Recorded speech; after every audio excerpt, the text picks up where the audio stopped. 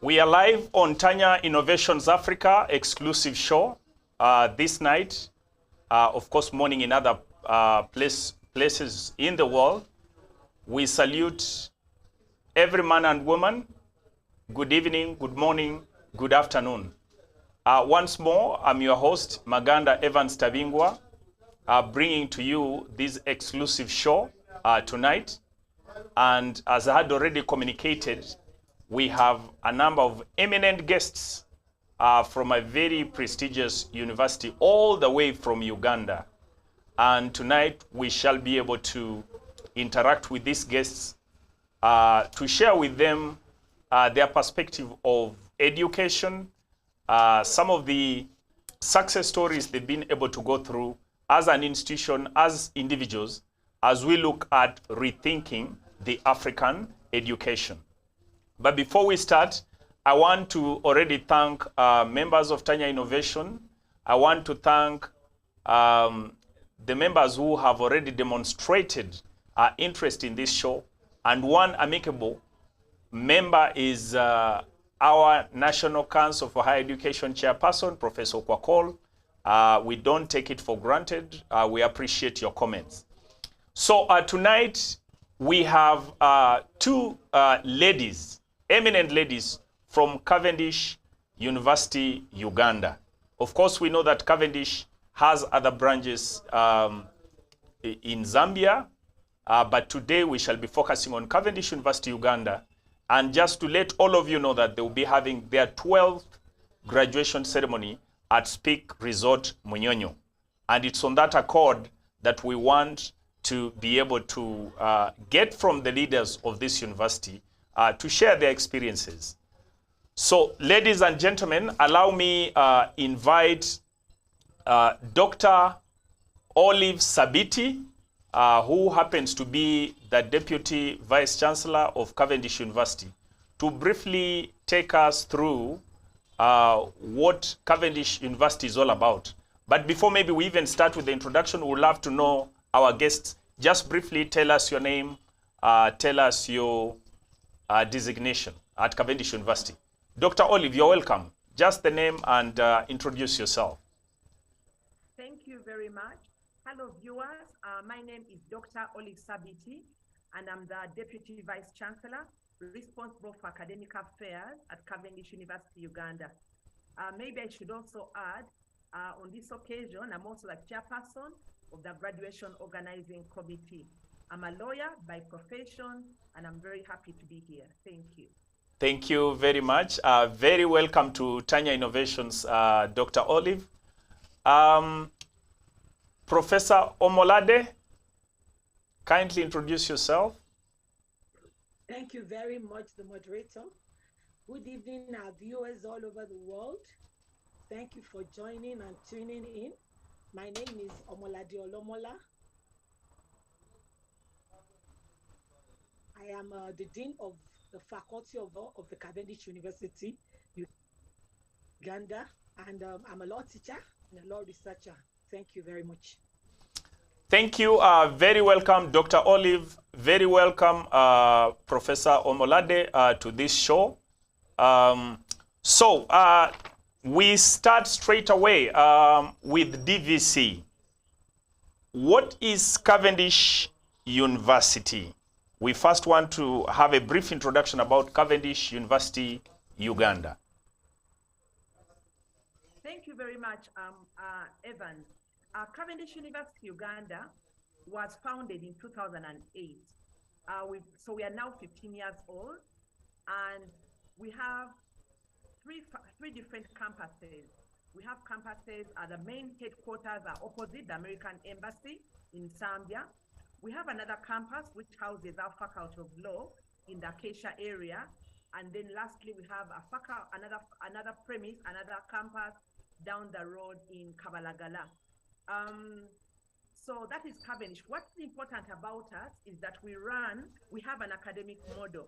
We are proud of this because it could well be that we're the only university that has an academic model, at least in Uganda, a well-written down academic model, which has student-centeredness as its core. Of course, there are other cores that define us, other aspects of the academic model, like a sophisticated learning platform, like passionate lecturers who are also technology savvy, but that really defines that our student-centeredness, our scaffolding of learners as they go along. Okay, thank you very much. Now, at the very same length of introducing what Cavendish University is, would you please tie this to your 12th graduation ceremony? You will be having the 12th graduation ceremony on the 10th of August, 2023 at Speak Resort Mnyonyo. What should we expect, or what are the expected highlights of this event, since you are the chairperson? Yes, we are very excited to hold our 12th graduation ceremony. It's going to be at Speak Resort Mnyonyo, like you've just said, and it's just after tomorrow. It's on Thursday. We have 711 students who are going to be graduating in various programs, masters, bachelor programs, diplomas, and certificates. Of course, our guest of honor is going to be Honorable Dr. Monica Musenero, and that is because of our theme. Our theme this year is strengthening industry, academia, collaborations as a strategy to improve entrepreneurship and employability. So Honorable Dr. Musenero is just the right person for entrepreneurship, as she's in charge of innovations. However, our chancellor is also going to be there. Our chancellor is none other than the former president of the Federal Republic of Nigeria, His Excellency Dr. Goodluck Jonathan, Dr. Goodluck Jonathan. So of course he's going to be there, gracing our graduation and awarding those credentials. We also have a commencement speaker. And this is because at Cavendish, we want to scaffold our learners. We don't abandon them. So we lead them all the way right from entry to exit. So the commencement speaker will be the person to inspire them, to motivate them as they start the next phase of their lives, the post-university stage. And our commencement speaker this year is Mr. John Bosco Kalisa, who is the Executive Director of the East African Business Council. Now that again is very apt for our learners because we are now in the East African community. And we also have the Africa Free Continental Trade Area in operation. So we want to prepare our learners to brace the field of work. But we also have 38 graduates who are scholarship students. So each year at Cavendish, we award scholarships. We started these scholarships in 2017. Now this year, we will have 38 scholars, and they're joining a pool of 150 scholars. Those are the ones who have graduated before them, scholarship alumni. And those are in addition to the 200 scholars who are currently studying on campus. Of course, we are saying that we are strengthening academia. We want to, I think for the scholarship, I think it's a very unique part of which you are doing very commendable job. And maybe we shall come so that you shed more highlight about those scholarships. Because I think you, as you have said, you have a unique model, and there is a way we want to get more information from you, how you are able to do it. Because we are talking about rethinking education, and as a private university, I think you are doing a commendable job. So I think we shall come on that scholarship issue and get more details. Now, let me go to Professor Omolade Olomola. First of all, Professor Omolade Olomola has come to Cavendish as a member of the, what we call the Technical Aid Corps. Some people would be hearing this for the first time. So we want to know from you, Dr. Olomola, what is it about this Technical Aid Corps? There should be Ugandans or other Africans who have not appreciated who have not appreciated what the Nigerian government is doing in terms of these technical aid corps, okay? And in Cavendish, we want to appreciate how many of these tax have come to Cavendish. Do you have, for example, the different expertise? Because the listeners will be wondering, now we have these people from Nigeria. What is it that maybe is not in Uganda?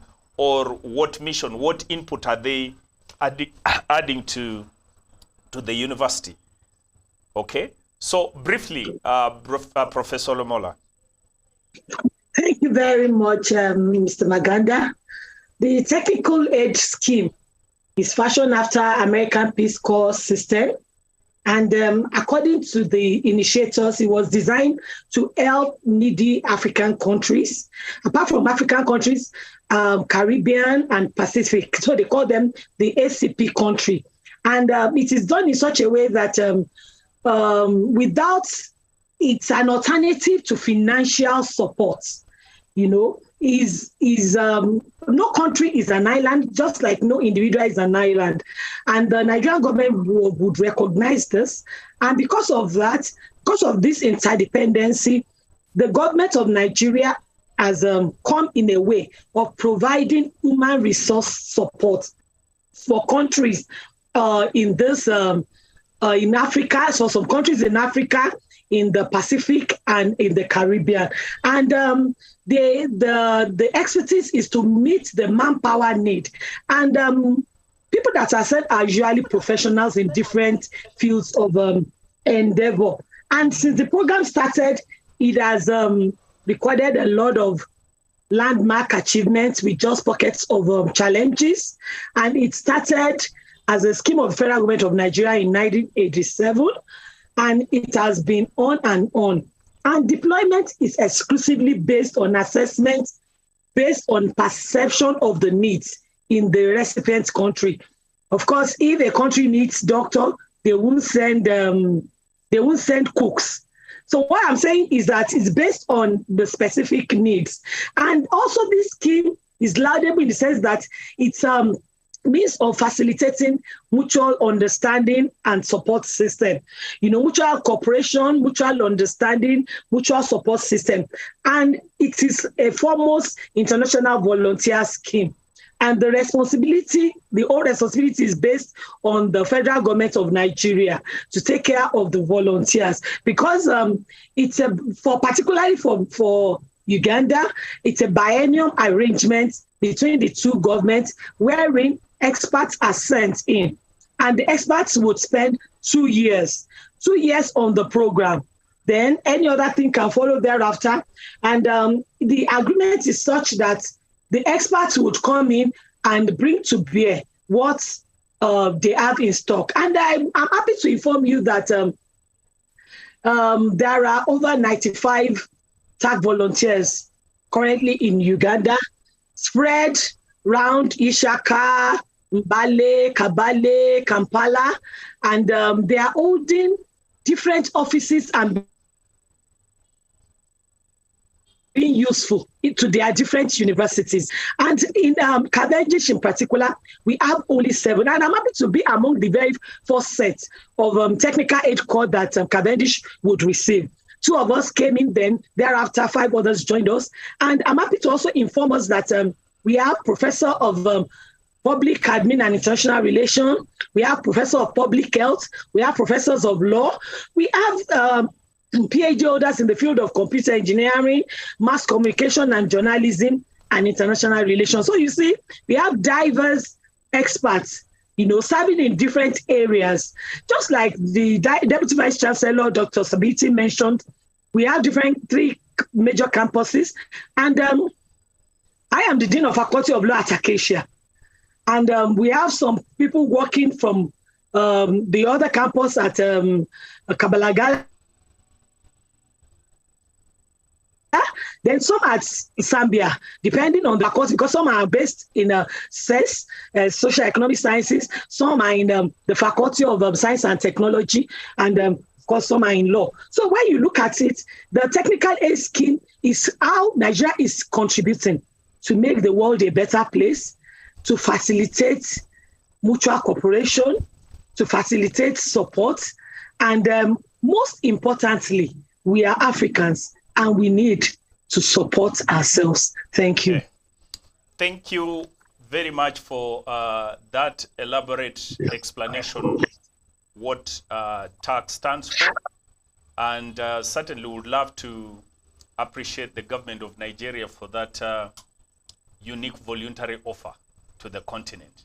And of course, we appreciate the expertise that you have brought on board at Cavendish University, plus your other colleagues in other faculties. Thank you. Now back to Dr. Olive. Now, during the COVID season, COVID-19 season, Cavendish University challenged the tradition of closing universities by being among the few universities in Uganda that remained serving its clients irrespective of the challenges. Equally, Cavendish University was among the first universities in Uganda to start virtual scientific graduations. How have you been able to make such a balance? Just briefly, because we would expect this to be relatively a new university, would be expecting it to be struggling. But now, the first scientific virtual graduation, you remained operating amidst many other universities that closed. We are just trying to appreciate the thinking behind, or how this university is able to make such a pull-up amidst many other universities that were challenged. Just some brief comments of how you are able to do this. Thank you very much. I think I should also add that for 5 years in a row, we have been holding the Best Private University Award given by the Consumer Choice Award. And the voters on this Consumer Choice Award are the students, the parents, the sponsors, the service providers, people out there who really deal or who really transact with Cavendish University Uganda. So we are currently the Platinum Award holders, and previously we've held gold. So we are moving on from good to even better. One thing to note is that we have a vision, and the vision really guides our actions. Our vision is to be a center of excellence, innovation, and transformation.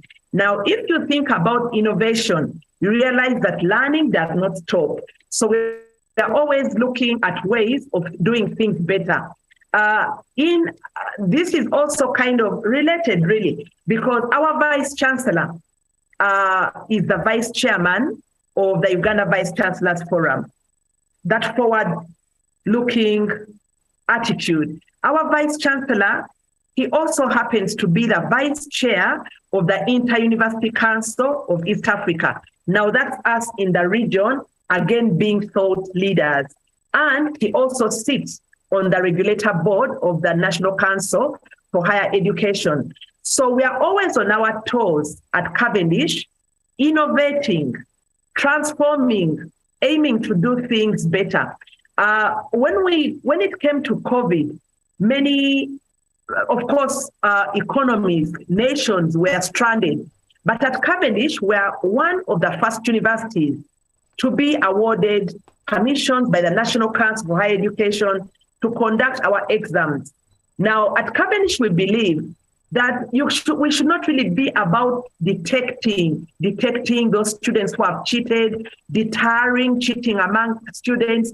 What our main preoccupation is to train our students, to equip them with skills that mimic the world of work, so that when they come out of our gates, they are not green, they're not half-baked, but they rather are able to do the jobs from day one, they're job ready.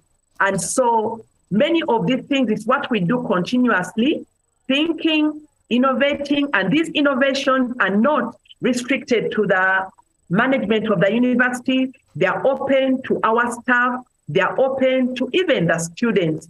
And our students have been doing very well in the various activities because we have that culture of innovation. Actually, our theme this year is consolidating quality, compliance, innovation, and enterprise.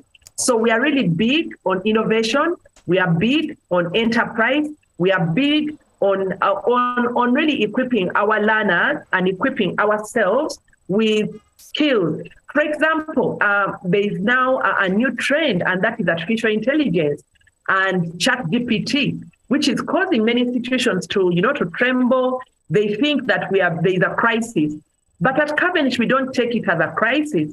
We take it as an opportunity, because we know that when we leverage ChatGPT, when we leverage artificial intelligence, it's just going to help our students to leapfrog into better persons. We're already thinking of how we can even embrace Industry 5.0. We are thinking of how we can embrace robotics, the collaboration between our students as people, our staff, and robots. Okay.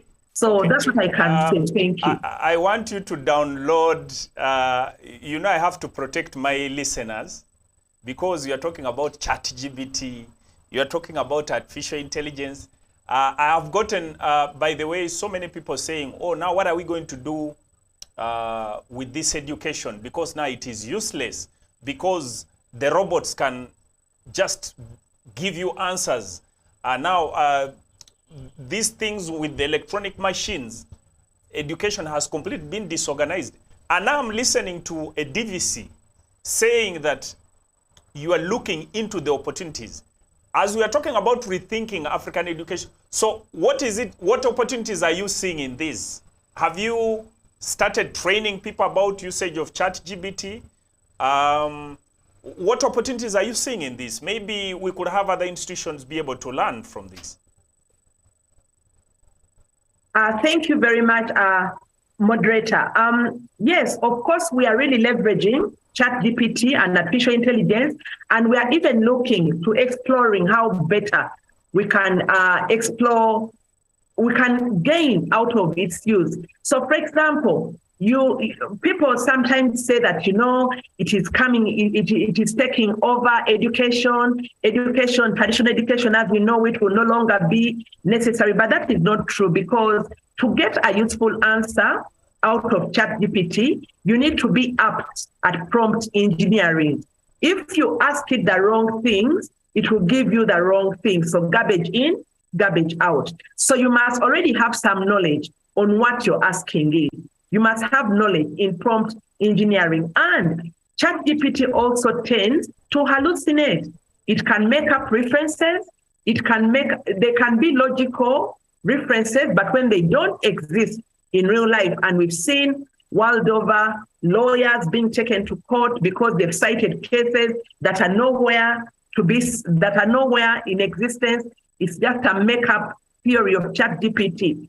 So we know that when we are teaching our students, you can use ChatGPT to help them to learn more, because they can assess themselves on ChatGPT. You give them an assessment or you give them an answer from ChatGPT, and then they appraise it. They tell you if it is good enough by giving it actual references. Okay. Then it can also reduce time. Instead of spending a lot of time on mundane tasks, you can allocate those to ChatGPT, and then you can come up with other tasks much faster. Okay. But can also do a lot of help in terms of assessment, where you use artificial intelligence to help you with assessments. We can already see how Google is partnering with Bing, and they're giving lots of solutions, quick in-time solutions, which would have taken, really a long time to resolve. Okay, I think this is so interesting because you said you're a lawyer, but the way you are talking, I am wondering whether you have a bachelor's or a master's in technology. I mean, that is impressive of its own, because it means that you're actually versatile.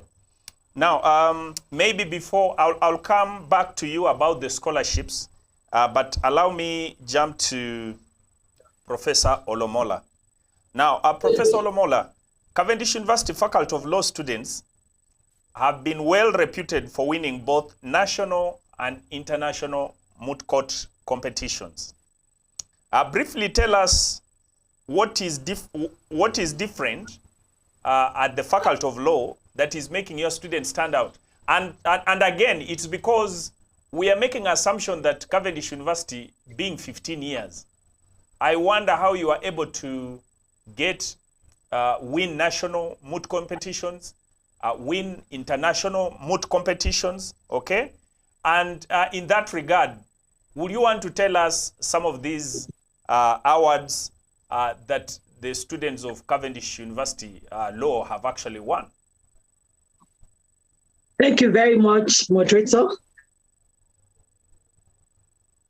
Yeah, indeed, we have been in the news in recent times, and we have won plethora of awards, and we are still winning. First of all, mention what we have won. Then I would now go into what we are doing differently. We are current holders of Eridunno Award, which we won during the 21st ICRC International Humanitarian Law All Africa Moot Competition in 2022. And I'm also glad to inform us that we have qualified for the national rounds of this same competition, which is going to hold on the 29th and 30th August. And if we qualify for the national rounds and we win the national rounds, we will represent the region in Arusha, and we can also come back home with the Eridunno Award. We also are the current winners and holders of the award of NETPIL. NETPIL is the Inter-University Public Interest Litigation Moot Court Competition. We have won this back-to-back. And I also want to state that our representative was the best oralist at the Seoud Moot Competition. Seoud means Center for Health, Human Rights and Development Moot Court Competition. And apart from that Eridunno Award, our students won the Individual Excellence Award from ICRC. You know, and I can go on and on with this competition. Just to mention a few. So you see that consistently we have been winning, and we are still winning. Now, to the question, what do we do differently? Because if you want to have a different outcome, you must learn to do do things differently. We have adopted some clear pedagogical models. For example, we have adopted the mooting itself as a pedagogical model for developing our work-ready graduates. How have we been able to do this? Mooting used to be like an elective before, but it is now a compulsory course in Cavendish Faculty of Law. It carries credit units, and it is compulsory for students to participate. Through this, we have been able to hone advocacy skills of our students, and they're able to further, explore into reading more and to learn more about because talking about moot competition, there are some things that they bring out for them that they have not even learned in class. But once they are given the question, they prepare their memorials, they go all out to prepare for it. Apart from mooting, we have also adopted the clinical education model. We have, when the TAG volunteers came in, we established the law clinic, the Cavendish University Law Clinic, through which we have been going on what we call street law campaign programs by employing this model of street law campaign for community engagement. We have brought gown to town. We have been able to identify social justice issues, which we are tackling through this instrument. And this pedagogy, we have found out that when you relate to the community are usually the recipients of your products. You are able to improve on what product. For example, if you are selling something that people would eat, maybe chin-chin snack, and people say, oh, it's too sugary. You know that you have to reduce the content of your sugar. So that is what we have been doing with the community. And so it's a form of legal education on the streets. We are carrying the community along. And through this, we have learned what is the need of the society. And we have incorporated it into our curriculum. And also, in addition to these pedagogical models, we have been able to collaborate with industries. When we are finished training our students, they are going back to the industries. Who are these industries? We are partnered with a number of NGOs. We are partnered with courts, the parliament of Uganda, and we are partnered most especially with other universities around the world, the University of York, United Kingdom. We are partnered with Makerere, our Makerere here in Uganda. We partner with Street Law Incorporated, United States of America. We partner with New York Law School in United States of America. We also partner with United Nations Environment Project in Nairobi. Okay. And when you look at all these partnerships, apart from NGOs, we also partner with FIDA Uganda. You know, all these partnerships have worked for us because they're able to tell us now, when students come in, these are the areas we feel that they are lacking. And these are one for our students, even opportunities for internship. So we have legal education has left the traditional model of writing notes, garbage in, garbage out. What you give me, I'm returning to you. We have moved far. Education is such, the aim of education is to enlighten, is to illuminate, is to bring light out of the situation. So if education is able to do it, students will be able to learn better, they'll be able to perform better, and they will see the legal education from the perspective of need, knowing the need in the society, making impact, and not just studying for the sake of studying alone. And those are the things that we are doing differently at the Faculty of Law of Cavendish. Thank you. Thank you so much. I think from all you said, it appears that the dimension you're bringing in, which is different, is going, it's like going on street fight. You're saying that your students in the mooting, it has become compulsory. And I think in some institutions it's optional. So maybe now I understand why your students are able to win both national and international awards. And I think the issue of collaboration. I hope that these are things that many other institutions would learn, because we ask ourselves, why are students half-baked? You understand? Now, before we just go from that point, we appreciate, for example, in Uganda, that to say the biggest beast in law is usually what we call the Law Development Center. Do you have alumni of Cavendish University who are passing through Law Development Center successfully and they are advocates, or at least they are passing LDC? Very well. We have our graduates in significant offices all over Uganda. We have we have students that have passed through LDC that have passed in flying colors. This year alone, I think we had about 7 students graduated from the recent graduation that was conducted by LDC. And as a matter of fact, the LDC is a worthy partner of Cavendish in terms of legal education. For example, I was at a meeting, curriculum development meeting with the Law Council today. They are trying to improve the curriculum. If we are not significant, we wouldn't have been invited.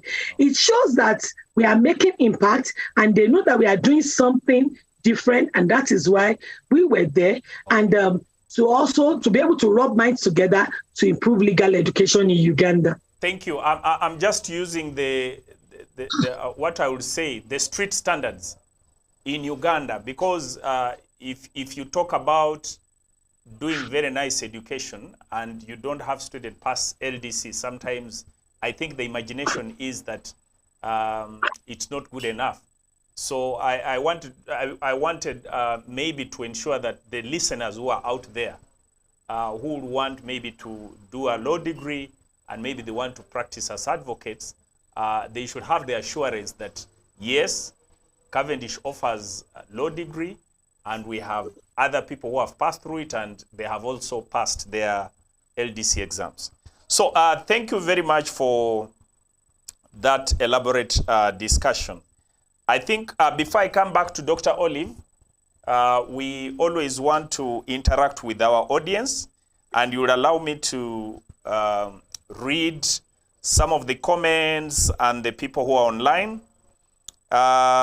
Agata Smolarek from United Nations of Africa, the initiative of the, okay, I think, oh, I've not, okay, Agata Smolarek, United Nations of Africa, the initiative of the King of the Kingdom of Numi, Namibia. I think he's literally saying he's online from Namibia. Thank you very much, Agata. We appreciate you for coming on board. Kutesa Everest, I can't agree with you more on that point, DVC. Thank you. Sorry, in addition, Cavendish University is a digital university. Mika Msime, glad to be here. Agata Smolarek, United We Are Stronger. Dolapo Olutayo, good evening. Thank you for this, Prof. This is quite informative as it is current and trending topic. Kutesa Everest, I love your submission. DVC, thank you. Christian Fan Moments, CFM, almost missed the show. Still Agata Smolarek, connect Dr. Shama Oman, humanization of education. Testify, indeed we need to appreciate the invention of ChatGPT. We have to embrace it and learn to appreciate and not rebuke. Philip Bakwalikwira, the man from Busoga, when we rethink innovations in the education sector in Africa, are you considering trends of solutions to harnessing ecosystems for sustainable livelihood through nature-based solution as a response? Wow, that is a long one. I hope, I don't know whether you, the panelists, he's saying, when we rethink innovations in the education sector in Africa, are you considering trends of solutions to harnessing ecosystems for sustainable livelihood through nature-based solutions as a response? This man is an environmentalist, yeah? Ismail Sekalo, hand clap.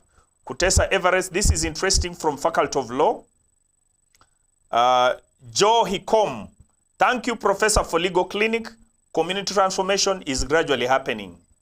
Dolapo Olutayo, this is quite commendable, Prof. Olomola, testify, OD education is to the enlighten, illuminate, totally agreed. Okay, I don't understand what that means. Maurice Taremwa, great presentation and discussion. Philippa Kalkwila, excellent submission. I'm interested in the ingredients of partnership with UNEP in Nairobi. What exactly is the collaboration? Maurice Taremwa, congratulations, Dr. Olive Sabiti. These are fruits of your sweat. Okay, that seems to be a Cavendish. Maureen Tumwebaze, powerful. Annette Nsobani from Switzerland, very resourceful information. Thank you. Thank you, Madam Annette. We always appreciate you. Mercy Asante from London, very informative. Thank you. King of Tilapia, new here, good show for learning. Okay, I don't know what that was.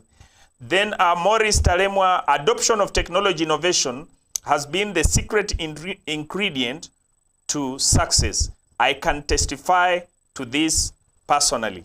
And then finally, King of Tilapia, I'm an agriculturalist. Ladies and gentlemen, we thank you so much for the comments.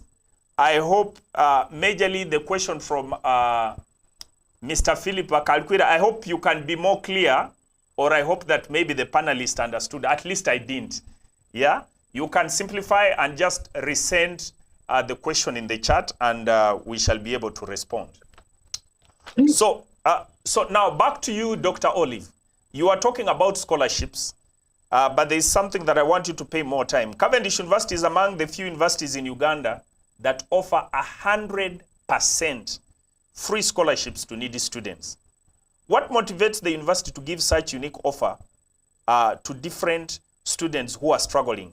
Okay, and we'd love to know, how are these students progressing? Are they living to expectations? The reason why we're asking this is that usually private universities, first of all, are struggling. And as far as I know, that most of the universities, the private universities in Uganda, they might give a 50-50% scholarship, and would not understand how Cavendish University would give 100% tuition and all other functional fees, you know, as a private university. We are wondering how you are able to sustain this. Maybe it could be something that other people would learn. Can you just paint for us what motivates Cavendish University to do this? Thank you very much, Mr. Evans. Of course, what motivates us, I remember I said that we started these scholarships in 2017 and that we maintained these scholarships even during COVID-19. So during all the lockdowns, when many institutions were closed, we were up and running. We're offering digital education, and like someone mentioned one of the participants mentioned in the chat, we are indeed a technology-enabled institution. That is one of our niches. Yeah, so we continued offering these scholarships even during COVID, and we continue offering them even now when times are still economically shaky. But one of the reasons that motivates us, remember I said we have an academic model which has student-centeredness at the core of it. And we know that we really offer excellent education, not only learning by rote, but education that equips our learners not only to be employable, but to be entrepreneurial, not only to be entrepreneurial, but also to be ethical leaders. So one of the reasons why we offer these scholarships is we want to give access, because there are many brilliant students out there, but they don't have access to university education. They don't have the resources. So we sponsor them to give them access so they can come and see the good that is at Cavendish so that they don't miss out. I'm happy to note when we started these scholarships, actually up to now, although, let me share it. So the qualifications for these scholarships, we have a number of them, but the major category I would like to talk about are the academic merit scholarships. Academic merit scholarships are awarded to students who are brilliant, but without financial means. To qualify for this, you need to have scored 12 points at A level, and you need to have 3 principal passes. You need to have 5 passes at O level, and you need to have recommendations from credible people in the community and from your former school. Now, although the cutoff threshold is 12 points, we are getting students of 16, of 17, of 18, and we don't even know what to do with them because the application pool is so big, and yet we can only bring in that many in a given year or in a given intake. So we have achieved the issue of access. Students are coming in, but we've also achieved that we've actually been able to attract talent, because I've said we are getting 18s in S6, 17s. So now we were able to attract talent, top talent. We are not saying that, we cannot say that all the students who are coming to Cavendish are the struggling students. No, even top-notch students are coming to Cavendish, and they're coming to it at the University of Choice. And of course, we also have some other categories of scholarships, like the multi-talented scholarships that are for people who are either community leaders, who are, for example, we have one of the students who we got, she was the only female, she was the youngest female local council one, and she was from Kabalagala, just a troubled area in a troubled slum area within Kabalagala. Chukwamutwe or something, I think it's called Chukwamutwe. So we are using all those opportunities. We are attracting talent. We are ensuring, we are recognizing merit as well, and we are ensuring diversity and inclusion. We don't want any aspect of our population to remain behind. So we don't want the girl child to remain behind. So we also consider the females. We don't want people who are talented in sports, in music, to remain behind. So all those are able to come in. And like I said earlier, we are having 38 graduates this time round, and one of them, actually, 2 of them are among the best students overall with very high cumulative grade point averages. And not only are they good, at schoolwork. They're also good in co-curricular activities. Some of them are excellent motors. In Africa, not in Uganda, but in Africa, they've been to Cairo and they've done very well. Some of them, and maybe we also retain, by the way, we don't give and remain with nothing. We retain out of our excellent scholars, we retain some each year to beef up, to boost our education, to boost colleagues' learning, because freely they have received, and so freely they also give to their peers to help them become better. Because, you know, we have a peer tutoring program. So these scholarship students who have excelled, retain some of them, and they serve as peer tutors as they go on to pursue higher education. Like if they're doing a master's, they would be peer tutors or tutorial assistants on the bachelor program. So we are really proud of our students, and many of them will be receiving Best Student Awards at our graduation in the spirit of building industry and academia collaboration. Wow, that's powerful. Okay, wow, that is quite encouraging. Now, we have about 9 minutes to end the show, so we shall try to use the available time as best as we can. Let me go back to Professor Omolade.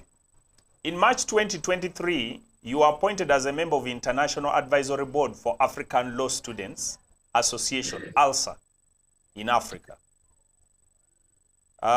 What does this mean to you, Cavendish, and students in the legal fraternity? First of all, what is ALSA?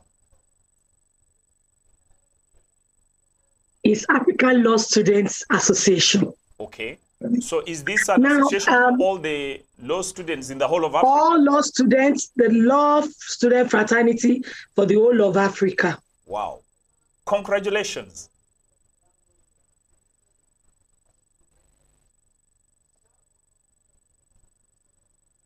Congratulations, Professor. Thank you very much. Okay. So do you want to just paint a bit what are you involved in this association, or what the association is all about? Yeah. Before I go into ALSA, I want to quickly, the person that asked, the environmental that asked about UNEP, what we did was to engage our students with experts from UNEP, and they were trained in green business available to law students, and these experts were able to put our students through. And it was quite innovative, and it is entrepreneurial in nature. So that is the association we have with UNEP. They come in as experts, they train our students in areas of business that's related to what we call green business. Now, back to ALSA. Well, ALSA, incidentally, until I was appointed, I know that there was ALSA, but ALSA came in, and I realized that our work is being noticed in Africa. And that means that we are making impact. And for us, and as a matter of fact, the president for Ugandan chapter is right in my faculty. So the current president that was nominated. So I'm really elated, you know, and part of the advisory board members is PLO Lumumba, another professor from Kenyatta University, Kabata, and another one from United States of America, to mention a few. I want to state categorically that this fraternity aims at promoting the law profession in the African way. When I say in the African way, you know, when you do things that are relevant to your people, you're able to push forward. Like I said, we have been able to demystify the study of law at Cavendish. And that is why we are attracting many. And I want to state categorically also that Cavendish is an international university. And Faculty of Law is highly diversified. Our students are not only attending the Law Council in Uganda, our students have graduated from Gambia Law School, our students are currently in Nigerian Law School, to mention a few. So it is not limited, our success is not locally limited. We are international. So ALSA is significant, and it is indeed an encouragement to do more. And it is with the worthy programs that have been put together, this writing of putting up a journal, organizing conferences that are forward-looking, that will take care of the needs of African law students that are peculiar to us. You know, when I give an example, when I teach law, and I give an example of what is happening at the old taxi park in Kampala, my students are able to relate with it. But when you start giving an example of what is happening at Trafalgar Square, they will have to think twice before they know where is Trafalgar Square. So what I'm saying is that ALSA has come in to stay. And that's how most fraternities in the world started building up. And I know that the dimension to which they have taken and the international advisors that they have, we are going to go places. There are a number of competition, moot court competition. Apart from moot court competition, other competitions that are coming up later on in the year. And major conferences, I know they had a meeting at Kenyatta University. They had one in the United States of America. There is a robust development, robust discussion going on. And I know that Africa cannot be left out. And the truth is that the future has come. The future is here with us. You know, they used to say that the future belongs to the youth, but the future has indeed come upon us through this answer. Thank you, Professor Omolade. You know, I'm smiling hard because you sound like a believer. But that's a topic for another day. Let us not have that discussion. But I think what is key that I've also picked out from you is that some of the student leaders in the African Law Association are part of Cavendish. That is very powerful. I've also picked out that besides this, the question of whether the Cavendish University students pass Law Development Center of Uganda, you have Cavendish University students who are in the Nigerian law school and they have passed. You are also saying that you attest that you have students who have gone through the Gambian law school and they have passed. Wow, that's powerful. I think that's now the Trans-Africa education we are talking about. I hope this is cutting across other faculties, but because we don't have the other deans, I won't speak for them. Now, just before Dr. Olive comes to talk about the collaborations, we are aware that there have been collaborations between Cavendish University with other universities in Ghana, Ethiopia, I think it's called the Education Collaboratives. Would love you to paint briefly. You had, I think you had, okay, you will explain later, but let me just read for our members here. Ian Wodam says, Tanya, your channel is informative. I have hit the bell button, will not miss anything anymore. Esther Beatrice, Kosipe, very impressive. Brian Wenje, watching from a taxi, informative topic. Kutesa Everest, indeed Cavendish University Uganda is a student-centric body. The public wholeheartedly appreciates your noble service and contribution to the education system of the country. I thank you. Agata Smolarek, much appreciate your great service and contribution and development of SDG goals, not only in Uganda, but for Africa. Agat Philip Eric, great. The green business creates green jobs. The approach is nature-based solution. Maurice Taremwa, impressive track record, Professor Olomola. Now back to you, Dr. Olive. Of course, our time is up. You could just summarize on these collaborations that Cavendish is making with other universities in Ghana, Ethiopia. Can you tell us what these collaborations are all about?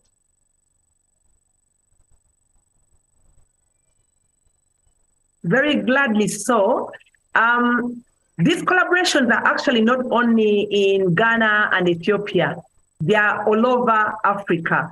So we collaborate under the auspices of the Education Collaborative. It is based at Ashesi University in Ghana. It's a consortium of universities all over Africa.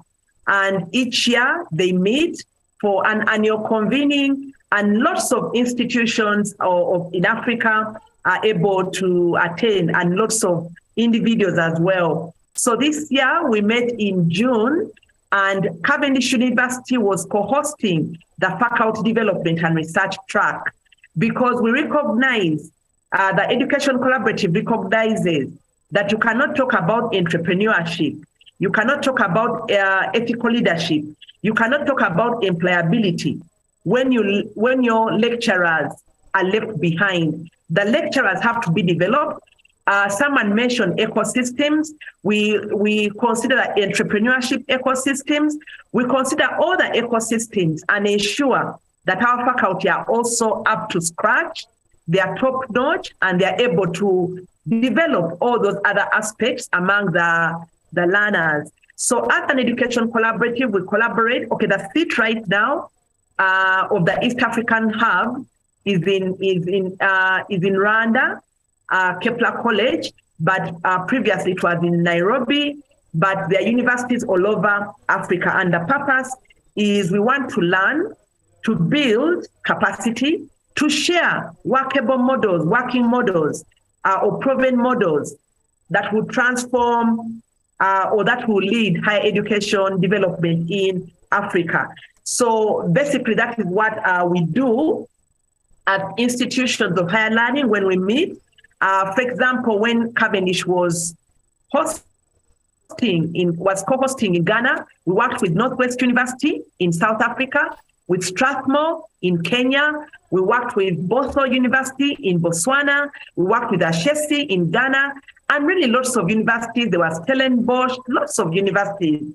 And so we intend to continue deliberating, to sharpen each other in best practices, to learn strategies for building educational systems that are going to develop the key major strands, that is employability, ethical leadership, and entrepreneurship. Wow. So that is what in order, of course, to get a capable of shaping sustainable development in Africa, okay, or sustainable African futures. But before we close, I really wanted, now that I mentioned the ethical leadership under the Education Collaborative, I wanted to add that at Cavendish University, Uganda, at our graduation, we also take our graduates through a pledge of ethical leadership, because we are really committed not only to having entrepreneurial and employable graduates, but we want them to be ethical leaders. They take a pledge, majorly of 7 key pledges, and we shall also be doing the same this year, where they pledge to lead wherever they are, even if they're not in designated offices, where they pledge to lead with values of integrity and honesty and respect, and so on and so forth. So I thought that would not be left behind. Thank you. Okay, thank you. Maybe Dr. Olive, because we are already 3 minutes away, can you just also give your closing remarks? Yes, I really want to thank the viewers for listening in, and to invite viewers that at Cavendish University, Uganda, we have an intake going. We have an intake. The next semester will be beginning at the end of August. We are launching some new programs: the Masters of Information Technology, the HEC in Biological Sciences, the HEC Higher Education Certificate. It's a bridging program for those who may have failed, who may have completed A-level but did not make it for the diploma or for the degree. Don't give up. You can come and bridge only 1 year, and you do your favorite program. We also have the diploma in paralegal studies, which targets people who are not lawyers, but people who practice, who work in areas of the law, will even be teaching in the prisons, together with our other 20 programs. So please, I invite everyone to tell their friends, their loved ones, to tell those students who are out there, if they want a transformative education, the place to come is at Cavendish University, Uganda. We have a very diverse student body. Right now, we boast of 47 nationalities spreading across all the continents on planet Earth. So, and diversity is also a learning space. So we encourage you to come to Cavendish University, to encourage others to come to Cavendish University, where we'll seek to transform and inspire you to reach your full potential in entrepreneurship, employability, and ethical leadership. Thank you very much. Thank you very much, Dr. Olive. Lastly, Dr. Omolade. Now, thank you very much. My final word is that whatever you are doing, you are much more. You can only achieve as much as you can perceive into reality. If you can dream it, you can make it work. You can get it if you really want it, but you have to put in effort and try and try and try. So dream it, it will become a reality if you work at it. I want to invite you again, once again, to join us in Cavendish, where success begins. Thank you. Thank you. Just before I give closing remarks, I want to appreciate William Ouma from Kenya, Mumias. Okay, thank you, William. I want to appreciate, okay, still is Philip, great. The green business creates green jobs. The approach is a nature-based solution. Okay. Rapt Multimedia Agency, one of the computer skilling center in Kabalagala. They say by embracing education transformation, societies can foster a more inclusive, adaptable, and educated populace. Philip Akalikwiri Evans, does the university have a program of domesticating the green innovation through short online programs to allow other youth to benefit? I think we shall respond to that in the interest of time. Agatha Sumalte, welcome to ALSA, the premier body for Africa's law students and young lawyers. The African Law Students Association is glad to know and learn more about education systems in Uganda. Chijioke Odagara, African education of the 21st century should be towards recovering from the negative effects of colonial education in Africa. Kutesa Everest, it's been a wonderful dialogue. I wish you well for the 12th graduation. Karen Lucia Congo from Cavendish University, wonderful inputs here. George Abraham from